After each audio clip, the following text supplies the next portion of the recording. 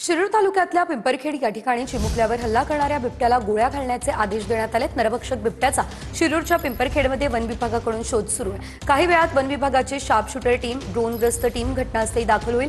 हिंसक बिबट्यांचा शोध घेऊन गोळ्या घालणार अशी देखील माहिती मिळते आहे। चिमुकल्यावरती हल्ला केल्यानंतर ग्रामस्थ आक्रमक झाले होते। वन विभागाकडून बिबट्याला गोळ्या घालण्याचे आदेश देण्यात आले।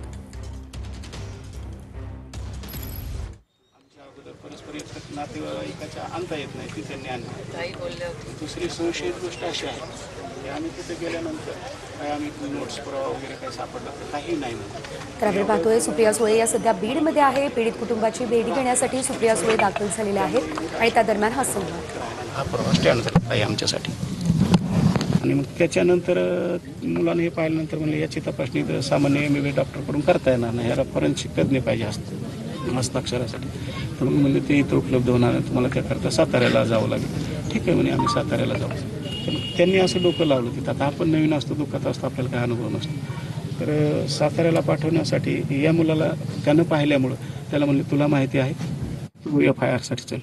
FIR फाडायच्या वेळेस आम्ही गेलो 6 वाजता पोलीस स्टेशनला पोहोचलो। 10 वेळेस त्यांनी FIR कागद फाडले। किती वेळेस? 10 वेळेस। कारण काय माहित, दुरुस्ती चुका वेळ लावण्यासाठी। म्हणजे आमच्या मुलाचं म्हणणं असं होतं की PM साठी मी तिथं डेड बॉडी जवळ असलो तर थोडंसं आपल्याला वास्तव लक्षात येईल, पण याला इथं FIR साठी याला गुंतवलं। दुसऱ्या माणसाला थोडंसं तिकडे मध्ये जाऊ देत नाही, त्यांना वेळ लागणार। 2 वाजता FIR हातात दिला। डेड बॉडी पहिल्यांदा पत्र लिहायला लावलं पोलीस स्टेशनला की बाबा तुम्हाला तिकडे जायचं, याला PIला पत्र लिहा की तुम्हाला PM याची 60,000 करायचं।